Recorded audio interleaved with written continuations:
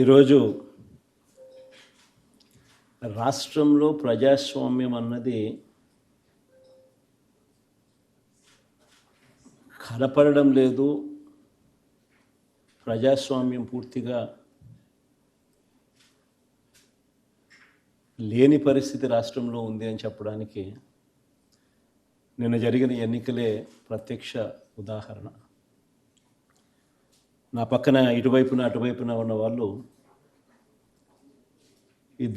ఇద్దరు ZPTC contested candidates. నా కుడివైపున హేమంత్ పులివెందుల పులివెందుల రూరల్ మండలానికి జెడ్పీటీసీ కంటెస్టెడ్ క్యాండిడేట్.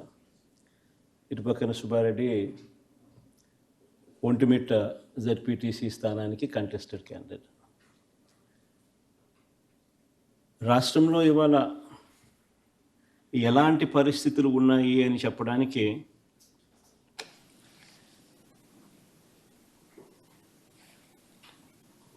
నిజంగా ఈ రెండు ఎలక్షన్లు ఒక ఉదాహరణ. అసలు మొట్టమొదటిసారిగా బహుశా రాష్ట్ర చరిత్రలో ఎప్పుడు జరిగి ఉండదేమో బూతుల్లో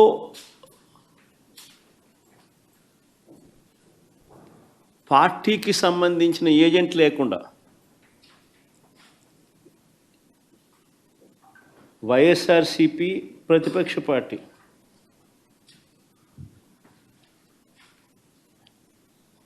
పులివెందుల రూరల్లో జరిగిన జెడ్పీటీసీ స్థానానికి జరిగిన ఎన్నికల్లో 15 బూతుల్లో ఉన్న 15 బూతులకు ఎన్నిక జరిగి రూరల్ మండలంలో 10,600 ఓట్లకు సంబంధించిన ఎన్నిక. ఆశ్చర్యం ఏమిటంటే బూతుల్లో వైఎస్ఆర్సీపీ ఏజెంట్ లేడు. వైఎస్ఆర్సీపీకి సంబంధించిన ఏజెంట్ బూత్లో కూర్చోకుండా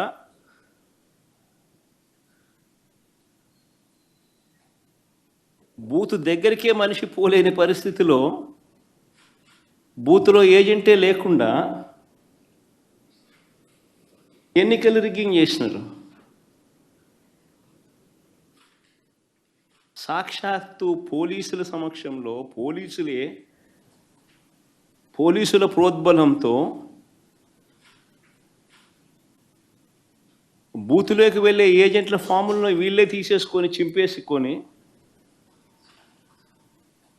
బూతులోకి ఏజెంటే పోని పరిస్థితిలో ఎన్నికలు నిర్వహించామని చెప్పుకుంటా ఉన్న ప్రజాస్వామ్యం మన రాష్ట్రంలో బహుశా మన దేశంలో ఎక్కడ ఉండదేమో, ఒక్క మన రాష్ట్రంలో తప్ప.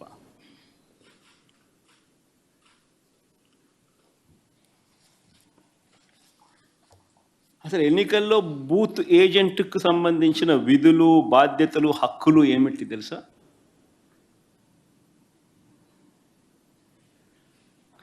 అసలు ఓటర్లే లేక దొంగ ఓటర్లను గుర్తించడం ఎవరు చేస్తారు? ఏజెంటే చేయాలి. పోలింగ్ ఏజెంటే చేయాలి. బూత్లో ఉన్న పోలింగ్ ఏజెంటే ఆయనకు సంబంధించిన విధులు, బాధ్యతలు, హక్కులు ఏమిటి అని అంటే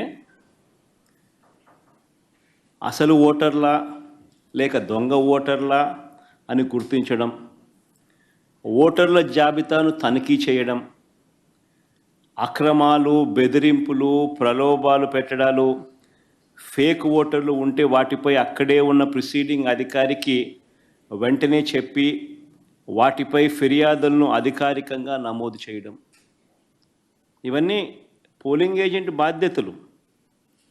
ఇవే వివరాలు పార్టీకి కూడా తెలియజేయడం.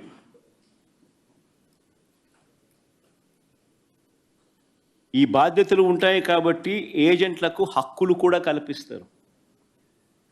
వారు ఖచ్చితంగా బూత్లో కూర్చునే హక్కు, ఓటర్ల జాబితాను తనిఖీ చేసే హక్కు, అభ్యంతరాలు తెలియజేసే హక్కు, పోలింగ్ రికార్డులను పరిశీలించే హక్కు, కౌంటింగ్ వరకు కూడా దీనికి సంబంధించిన సమాచారాన్ని పొందే హక్కు, ఇవన్నీ కూడా ఏజెంట్లకు ఉంటాయి. ఒక పోలింగ్ ఏజెంటు బూత్లోకి పోతూనే ఫామ్ 12 అన్నది అంటే తన పోలింగ్ ఏజెంట్ను అపాయింట్మెంట్ చేస్తూ ఇచ్చే ఫామ్ను క్యాండిడేట్ ఫామ్ 12 పోలింగ్ ఏజెంట్ను అపాయింట్ చేస్తూ ఇచ్చే ఫామ్ను it's called form 12. Polling candidate పలానోడు నా ఏజెంట్, నా పోలింగ్ ఏజెంట్ అని చెప్పి అపాయింట్ చేస్తూ ఇచ్చే ఫామ్. ఆ ఫామ్ను తీసుకొని పోయి ఆ పోలింగ్ ఏజెంటు ఎన్నిక స్టార్ట్ కాకమునిపే ప్రిసీడింగ్ ఆఫీసర్కి ఇస్తాడు ఆ ఫామ్. ప్రొసీజర్ అది. ఆ తర్వాతనే బూత్లో కూర్చుంటాడు. మా ఏజెంట్ల నుంచి ఈ ఫాములను నిన్న టీడీపీ వాళ్ళు పోలీసులు దగ్గరుండి లాక్కోవడము, చింపేసేయడము.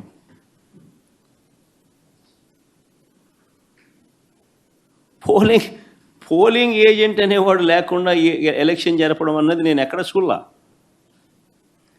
ప్రజాస్వామ్యం అన్నది ఇంత దిగజారిపోయిన పరిస్థితి బహుశా చరిత్రలో ఎక్కడా చూసిండు మేము.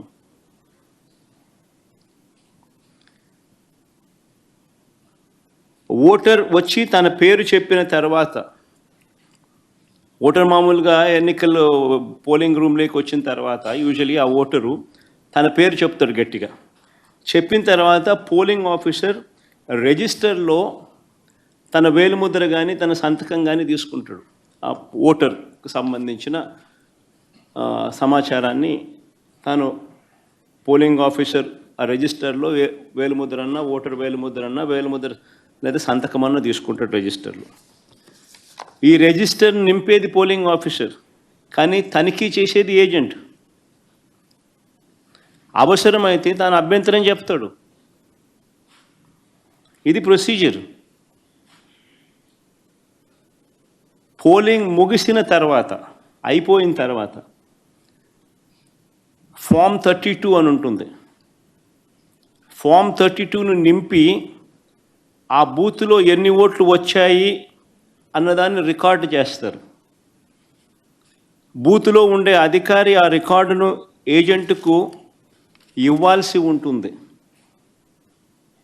అంతేకాకుండా ఏజెంట్ నుంచి ఒక రిసిప్ట్ కూడా తీసుకుంటాడు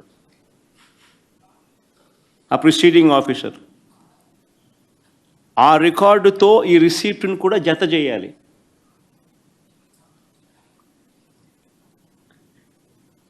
ఆ రికార్డును కూడా ధృవీకరించాల్సి ఉంటుంది.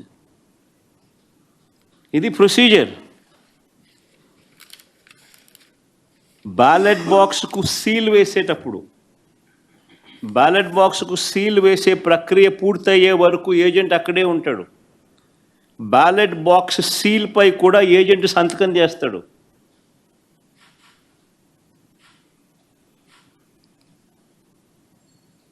బ్యాలెట్ బాక్స్కి సంబంధించి సీల్పై కూడా ఏజెంట్ సంతకం తీసుకుంటారు.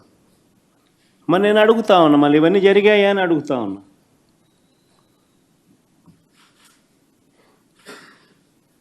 ఇవన్నీ జరిగాయా అని అడుగుతా ఉన్నా.